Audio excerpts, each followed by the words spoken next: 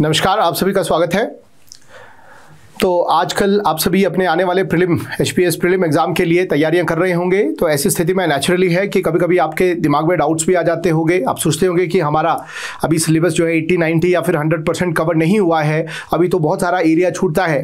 तो ऐसी स्थिति में आपके लिए मैं एक वीडियो लेकर आया हूँ जिसमें मैं बात करूँगा स्ट्रैटेजी की, कि हमारी जो स्ट्रैटेजी है पेपर को अटेम्प्ट करने के लिए वो किस प्रकार की होनी चाहिए। कि जब हम पेपर कर रहे हैं तो उसमें पेपर के लेवल ऑफ टफनेस के आधार पर या फिर ईजीनेस के आधार पर हम अपनी स्ट्रेटेजी को किस प्रकार से प्लान करें ताकि हमारे जो सक्सेस का रेशियो है उसको हम मैक्सिमम कर पाए। सो इसी स्थिति में हम बात करते हैं बेसिकली जो पेपर हमारा प्रीलिम का एग्जाम है, इवन जो स्टूडेंट इसको आज देखेंगे उनके लिए यूपीएससी के एग्जाम के लिए भी ये स्ट्रेटेजी बहुत कारगर साबित हो सकती है। तो इस स्थिति में हम बात करेंगे कि आपको मैक्सिमम नंबर ऑफ जो क्वेश्चन है वो कितने अटेम्प्ट करने चाहिए अलग अलग स्थिति में। सो अगर आप देखो यहाँ पर जो आपके पास क्वेश्चन है, जो आपका पेपर है वो 3 कैटेगरी में हो सकता है। हर बार हमने देखा है कि पेपर की जो कैटेगरी है वो 3 ही रहती है। तो इसमें एक कैटेगरी आपके पास है सबसे पहले जो इजी पेपर है, और दूसरी कैटेगरी आपके पास है मॉडरेट पेपर है, और तीसरी कैटेगरी में आपके पास जो पेपर है वो टफ कैटेगरी का हो सकता है। तो आपके पास यहां पर जो पेपर की कैटेगरी है वो कैसी है, वो 3 प्रकार की है। तो 1 इज इजी, देन हमारे पास दूसरा क्या है टफ, और उसके बाद हमारे पास कौन सी कैटेगरी है, इट इज सिंपली सबसे पहले इजी, फिर उसके बाद मॉडरेट और उसके बाद हमारे पास टफ कैटेगरी है। जब हम इस पेपर की कैटेगरी के हिसाब से अपने प्रीलिम को क्लासिफाई करते हैं तो उस स्थिति में हमारी जो स्ट्रेटेजी है वो भी डिफर हो जाती है। सबसे पहले बात करें इजी का मतलब क्या हुआ कि हमें ऐसे क्वेश्चन जो हमें 100% आते हैं वो क्वेश्चन थोड़े ज्यादा हो गए।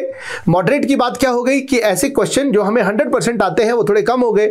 या फिर टफ का क्या मतलब है कि जो ऐसे क्वेश्चन जो हमें 100% आते हैं जिसमें हम पूरी तरह से श्योर है वो क्वेश्चन और कम हो गए। तो उसी के आधार पर हम अपना जो टोटल अटेम्प्टेशन है उसको डिसाइड करेंगे कि हमारा जो मैक्सिमम अटेम्प्ट है वो कितना होना चाहिए। अदरवाइज कभी कभी ऐसा होता है कि पेपर इजी होता है और इजी पेपर में जो बच्चे हैं वो 90 या 100 क्वेश्चन को अटेम्प्ट कर देते हैं और उनका आता हुआ जो पेपर है वो चला जाता है। सो इस स्थिति में हमें पेपर की कंडीशंस, पेपर की जो कैटेगरी है उसके आधार पर हमें जो है अपने जो स्ट्रेटेजी है उसको ऑप्ट करना चाहिए। तो यहीं पर अगर आप देखो सबसे पहले आपके पास एक जो इंपॉर्टेंट एस्पेक्ट है वो है कट ऑफ। जब इजी पेपर होता है तो नेचुरली है कि कट ऑफ थोड़ी सी ऊपर चली जाएगी, और जब टफ पेपर होता है तो नेचुरली है कि कट ऑफ नीचे आ जाएगी। सो यहीं पर अगर हम इजी पेपर की बात करें तो कट ऑफ कितनी जा सकती है, तो मैक्सिमम अगर हम कट ऑफ की बात करें तो यहां पर हम कट ऑफ रख लेते हैं कि सर यहां पर कट ऑफ मैक्सिमम 110 के आसपास रह सकती है। वहीं पर पेपर का लेवल थोड़ा सा मॉडरेट हो गया तो उस स्थिति में कट ऑफ नीचे आ जाएगी, तो कितनी आ जाएगी, तो कट ऑफ यहां पर हो गई है 105 के आसपास। और थर्ड केस में जो आपकी कट ऑफ है टफ पेपर में जो कट ऑफ है वो 95 के आसपास रह सकती है। तो ये स्थिति हमने देखी है, जो कट ऑफ है वो वेरी करती है 110, 112, 113, 115। तो नॉर्मली यहां पर अगर आप इस फिगर को ले तो +2 -2 ले सकते हैं। सो इस स्थिति में अगर ये कट ऑफ है तो हमारा जो स्कोर है वो इतना होना चाहिए कट ऑफ से, ताकि हम प्रीलिम के तुरंत बाद बिना किसी डाउट के अपनी मेंस की तैयारियां शुरू कर पाए। तो यहां पर हम जब केसेस को डिस्कस करते हैं तो यहां पर हमारे पास पहला केस स्टडी हम डिस्कस करते हैं कि जब पेपर हमारा कैसा है, पेपर हमारा इजी है। तो उस स्थिति में आपने हमेशा ध्यान रखना है कि हर पेपर में क्वेश्चन की कुछ कैटेगरी है।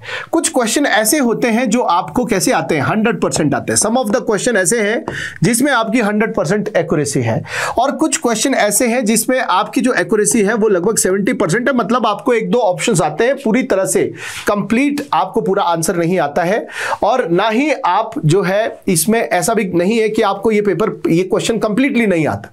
सो यहां पर आपको 2-3 ऑप्शंस आते हैं, उसके आधार पर आप कैलकुलेटेड गेस लगाते हो।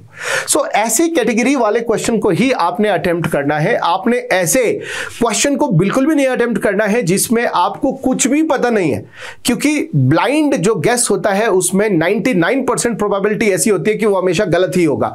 तो ऐसे में हम बोलते हैं कि हमारी तो किस्मत ही नहीं है। तो ऐसा क्वेश्चन आपने कभी नहीं करना है जिसमें आपको 0% आपको नॉलेज है, जिसके बारे में आपको कुछ भी नहीं आता। तो आपने जो आपका जो अटेम्प्टेशन है वो कितने में होगा, 100% एक्यूरेसी वाले क्वेश्चन में होगा या फिर 70% वाले क्वेश्चन में होगा। यहीं पर अगर आप देखो तो यहां पर आपने जो स्कोर लिया है, यहां पर जो आपने क्वेश्चन किया है, सपोज करो इजी हम कर रहे हैं तो इसमें 55 क्वेश्चन ऐसे हैं जो आपको पूरी तरह से आते हैं, 55 क्वेश्चन। और यहां पर आपके पास जो 70% आपको आते हैं, 2-3 ऑप्शन उसमें आपको पता है, ऐसे क्वेश्चन लगभग आपके पास कितने हैं, 25 है। तो टोटल आपने जो क्वेश्चन अटेम्प्ट किए हैं, इस स्थिति में आपने 80 क्वेश्चन को अटेम्प्ट किया। इसी के आधार पर जब हमने स्कोर निकाला, उसमें हमने देखा कि 55 तो हमारे बिल्कुल करेक्ट है, 25 में से हमारे 10 ही करेक्ट हुए और हमारे टोटल करेक्ट क्वेश्चन कितने हो गए, 65।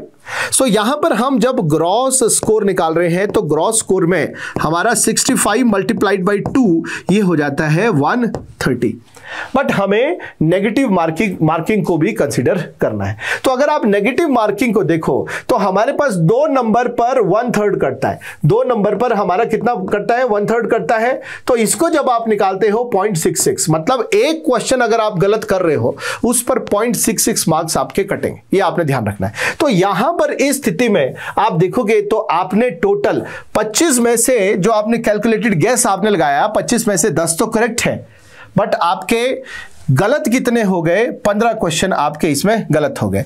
तो जब आपके 15 क्वेश्चन इसमें गलत हुए और ईच क्वेश्चन में जो नेगेटिव मार्किंग है वो 0.66 है, उस स्थिति में आपका जो नेट स्कोर है वो कितना होगा, जो आपका नेट स्कोर है वो कितना होगा, दैट इज समवेयर 9.9 के आसपास।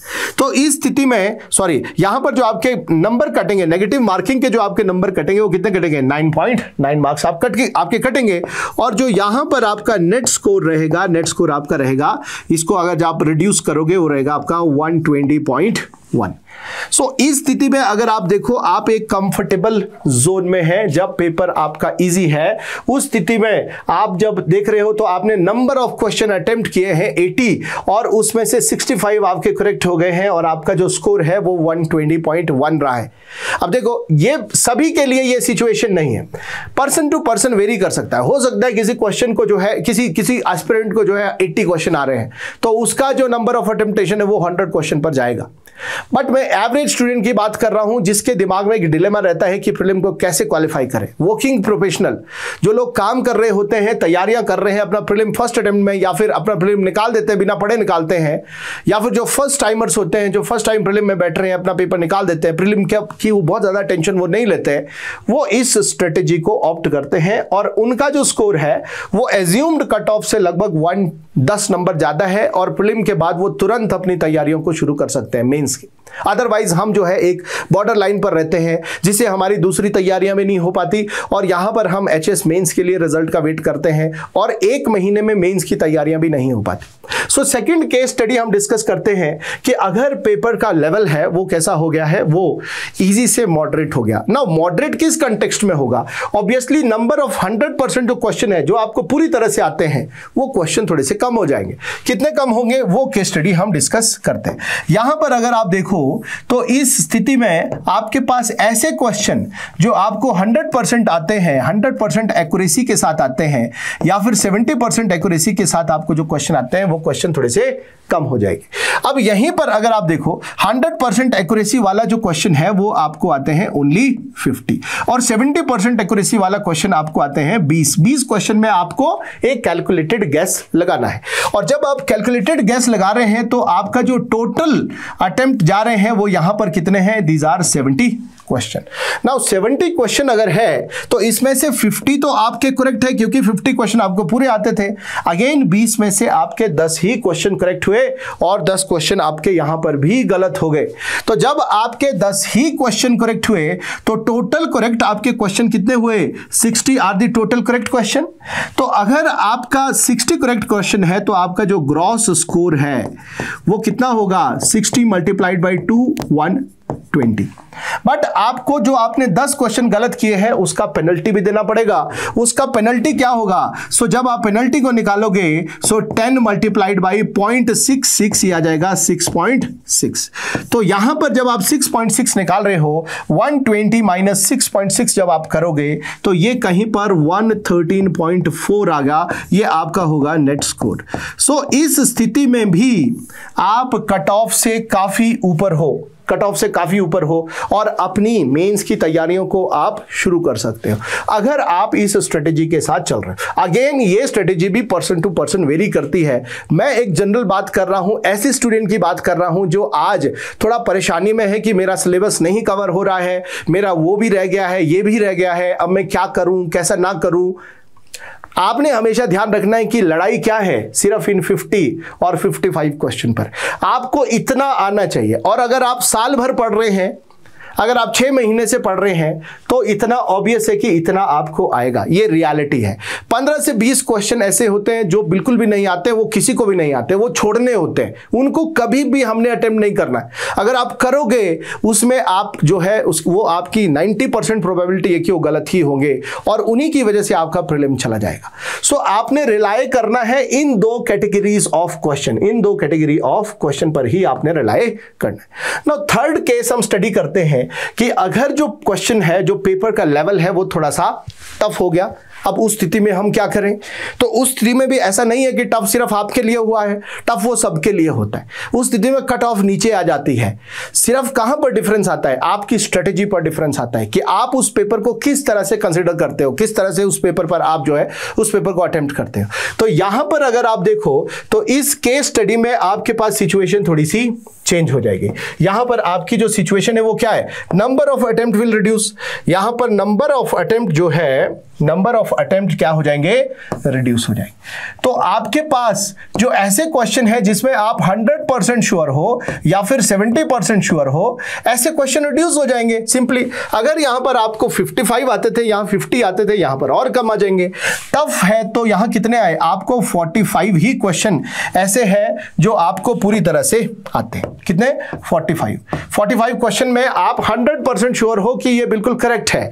और 70% क्वेश्चन जिसमें आपकी एक्यूरेसी 70% है, 2-3 ऑप्शन आते हैं, बाकी नहीं आते हैं, आप सोच रहे हो कि ये सही होगा, गलत होगा, आपको उन क्वेश्चन पर कहीं ना कहीं रिलाई करना पड़ेगा अगर आपका पेपर थोड़ा सा टफ है। इस स्थिति में अगर आप अटेम्प्टेशन कर रहे हो तो आप कितने अटेम्प्ट किया आपने, सपोज करो कि आपने यहां पर 20 क्वेश्चन को अटेम्प्ट किया, 20 क्वेश्चन को आपने अटेम्प्ट किया। और जब आपने 20 क्वेश्चन को अटेम्प्ट किया तो उस स्थिति में टोटल अटेम्प्टेशन आपका कितना है, टोटल अटेम्प्ट गया आपका, इट इज 65। अब करेक्ट में आपके 45 तो करेक्ट है बिकॉज ये तो आपको आते थे, और हो सकता है 20 में से अगेन आपके सिर्फ 10 ही करेक्ट हुए, 10 आपके गलत हो गए। तो यहां पर करेक्ट क्वेश्चन आपके कितने हैं, करेक्ट क्वेश्चन अगर आप देखो तो 55 क्वेश्चन आपके अभी भी करेक्ट है। तो अगर आप ग्रॉस स्कोर निकालोगे, ग्रॉस स्कोर, तो ग्रॉस स्कोर में आप देखो 55 मल्टीप्लाइड बाई 2, ये आ गया आपका 110। अब नेगेटिव मार्किंग यहां भी है, 20 में से 10 क्वेश्चन सही है तो 10 तो गलत हो गए। तो 10 मल्टीप्लाइड बाई 0.66 जब आप कर रहे हो तो आपके 6.6 नंबर क्या होंगे, डिडक्ट हो जाएंगे, कट जाएंगे, 6.6 नंबर आपके कट जाएंगे। और जब आप 6.6 नंबर काट रहे हो तो आपका जो नेट स्कोर आएगा, इस स्थिति में आपका नेट स्कोर क्या आ जाएगा, इट विल बी 103.4 है। सो यहां पर अगर आप देखो इन 3 केसेस को हमने स्टडी किया कि यहां पर अगर आपकी कट ऑफ इतनी है, टफ पेपर है, तो यहां पर आपका स्कोर आ रहा है 100+, और यहां पर अगर मॉडरेट है तो यहां पर आपका स्कोर आ रहा है 113, और यहां पर अगर आपका 110 है, इजी पेपर है, यहां पर स्कोर आ रहा है आपका 120+। तीनों स्थिति में आप पेपर को क्वालिफाई कर रहे हो। सो ऐसा कुछ नहीं है कि पेपर कठिन आएगा हम फेल हो जाएंगे, पेपर इजी आएगा हम पास हो जाएंगे, ऐसा नहीं है। ये आपकी स्ट्रेटेजी पर निर्भर करता है, आप पेपर को किस तरीके से अटेम्प्ट करते हो। पेपर को अगर आप गलत स्ट्रेटेजी के साथ अटेम्प्ट करोगे कि यहां पर मैंने सोचा कि इजी पेपर है, मैं 90 क्वेश्चन कर लूं, आता हुआ पेपर आपका बर्बाद हो जाएगा। यहां पर आपने सोचा कि ये तो मुझे आ ही नहीं रहा है, अब अगर नहीं आ रहा है तो ऐसा करता हूं कि भगवान के नाम से मैं क्या करता हूं, सारे क्वेश्चन कर लेता हूं, 80, 90, 100 क्वेश्चन कर लेता हूं, शायद तुक्का लग जाए, तो वो कभी नहीं लगता है, वो पेपर आपका क्वालिफाई नहीं होगा। आपको हमेशा स्ट्रेटेजी को फ्रेम करना है, और जब आप स्ट्रेटेजी बनाते हो कि अगर पेपर इजी है, इतने क्वेश्चन आ रहे हैं, go for this much question, इतने क्वेश्चन आ रहे हैं, go for this much question, इतने क्वेश्चन आ रहे हैं, go for this much question. Again ये सभी के लिए सिचुएशन सेम नहीं है, सिचुएशन वेरी करती है, ये पर्सन टू पर्सन वेरी करेगा। नाउ मैं एक जनरल बात कर रहा हूं इसमें स्टूडेंट जो जनरल स्टूडेंट है, एवरेज जो स्टूडेंट हमारे पास है, जो अभी तैयारी कर रहा है, जिसके दिमाग में डिलेमा है कि मेरा ये सिलेबस भी नहीं हुआ, ये भी छूट गया, वो भी छूट गया, वो हमेशा याद रखे लड़ाई 100% की नहीं है, लड़ाई सिर्फ इतने क्वेश्चन की है, इतने क्वेश्चन की लड़ाई है। उसके लिए आप सिग्निफिकेंट एरिया ऑलरेडी कवर कर चुके हैं, उसी को आपने रिवाइज करना है, बार बार उसी पर काम करना है। इस 100% एक्यूरेसी वाले क्वेश्चन को आपने थोड़ा ऊपर लेकर जाना है। आपने 100% के चक्कर में नहीं पड़ना है कि आपको 100 में से 100 क्वेश्चन आने चाहिए, वो नहीं हो सकता है। उतना करने की कोशिश करोगे, स्ट्रेस डेवलप हो जाएगा, परेशानी आ जाएगी, अपने आप को बहुत पीछे लेकर जाओगे, बीमार हो जाओगे। तो अगेन बहुत कंफर्टेबल जोन में रहकर तैयारियां करो, आपको यहां पर लड़ाई लड़नी है। इस स्थिति में आपको जो स्कोर है याद रखना है, जो एक्सपेक्टेड कट ऑफ है वो लगभग 10 नंबर, उससे हमारे जो मार्क्स है वो 10 नंबर ऊपर हो, ताकि जैसे ही हम प्रीलिम निकालते हैं तुरंत हम मेंस की तैयारियों में लग जाए। अदरवाइज होता क्या है कि हम एक बॉर्डर लाइन पर रहकर ना तो हम दूसरे पेपर का पढ़ पाते हैं कि हम एनटीएलाइट आ गया, इसका प्रीलिम करूं कि एचएस का मेंस करूं, वो डिलेमा में हम रहते हैं, जिसकी वजह से हमारे सारा कुछ जो है, सारी की सारी तैयारियां बर्बाद हो जाती। सो हमेशा जब प्रीलिम को क्वालिफाई करो तो एक सेफ स्कोर कर लेकर आओ और फिर हमारे साथ अपनी एचएस मेंस की तैयारियों में आप जुड़ो। आपके लिए ये वीडियो बहुत इंपॉर्टेंट है, जरूर एग्जाम में जाने से पहले आप इस वीडियो को देखें, इसके अनुसार ही अपनी जो स्ट्रेटेजी है उसको ऑप्ट करें। और प्रीलिम को निकालना बहुत बड़ा चैलेंज नहीं है, इसमें आपका ऐसा कुछ नहीं है कि इसको निकालने के लिए आपको साल भर मेहनत करना पड़ेगा। 2-3 महीने का मेहनत, 2 महीने का मेहनत, बहुत अच्छी टेस्ट सीरीज को आपने सॉल्व किया है, साथ ही साथ अगर आपकी स्ट्रेटेजी बहुत अच्छी है तो आप प्रीलिम को बहुत अच्छे से निकाल सकते हो। इसी के साथ साथ जोग्टा एकेडमी की तरफ से आप सभी के लिए आजकल रिवीजन सीरीज भी चलाई जा रही है, उसमें हम सभी लोग जो है रिवीजन करवा रहे हैं यूट्यूब के माध्यम से, जिसमें हम कुछ एक ऐसे एरिया को कवर करते हैं जो कई किताबों में भी नहीं है या फिर अदर सोर्सेज में भी नहीं है, उसको हम एक ऑर्डर और क्रोनोलॉजी के साथ आप सभी के बीच में डिस्कस करते हैं। तो जरूर आप उस वीडियो के से भी बहुत कुछ अवेल कर सकते हो। होपफुली आपकी तैयारियां बहुत अच्छे से जा रही है, बहुत अच्छा आप पढ़ रहे हैं, आपका जो प्रीलिम है वो क्वालिफाई होगा। कल जिसका यूपीएससी का प्रीलिम है उसके लिए मैं ऑल द बेस्ट बोलता हूं। अगेन एचएस के प्रीलिम के लिए मोटिवेटेड रहो, बूस्टेड अप रहो, आपका प्रीलिम होगा, अपनी स्ट्रेटेजी पर रिलाई करो। ऐसा मत सोचो कि ये हो गया, ये नहीं हुआ, इतना छूट गया। छूटने वाला हमेशा छूटता है, जितना हुआ उसके ऊपर आपने रिलाई करना है, उसमें आपने अपनी मैक्सिमम एफर्ट्स आपने देने। आपके आज के लिए इतना ही। अगर आपको ये वीडियो हेल्पफुल लगता है तो आप जो है हमारे चैनल को सब्सक्राइब कर सकते हैं, वीडियो को शेयर कर सकते हैं। एंड अगेन अगर कोई क्वेरी आपकी इससे रिलेटेड है तो आप कमेंट सेक्शन में फ्रीली लिख सकते हैं। Thank you very much.